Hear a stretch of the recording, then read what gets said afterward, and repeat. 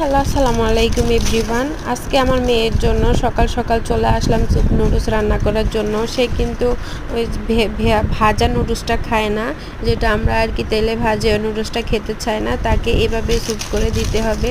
সে এটা অনেক পছন্দ করে। তো সে মাদ্রাসায় গেছে, এখন বলছে যে আম্মু তুমি সবসময় আমার জন্য নুডলস নিয়ে আসবা মাদ্রাসায়। বলুন তো প্রত্যেক দিন কি এক খাবার ভালো লাগে?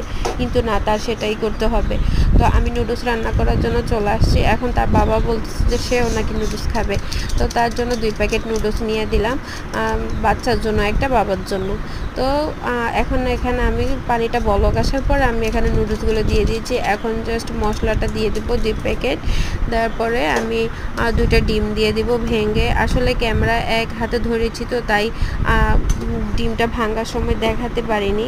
তো এখানে আর কি আমি অফ ক্যামেরায় ডিমটা দিয়ে দেবো। আর হ্যাঁ, আমি আপনাদেরকে আরেকটা কথা বলি যে সবাই বলে যে 2 মিনিটে স্যুপ রেডি, নুডলস রেডি। লেখাও থাকে যে 2 মিনিটে নুডলস রেডি, ইনস্ট্যান্ট নুডলস। কিন্তু আসলে কি 2 মিনিটের নুডলস হয়? না, কখনোই না। 2 মিনিটের নুডলস কীভাবে হবে? এখানে আমরা যখন পাতিলে পানিটা দেই, পানিটা বলক আসতে হয় কিন্তু অনেকটা সময়ের প্রয়োজন পড়ে। তারপর আমরা যখন নুডলস দিই, মশলা দেই, ডিম দেই, সেখানেও কিন্তু সিদ্ধ হতে অনেকটুকু সময় প্রয়োজন পড়ে।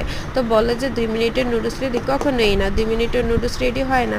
নুডলস তৈরি করতেও একটু সময়ের প্রয়োজন হয়, এই আর কি।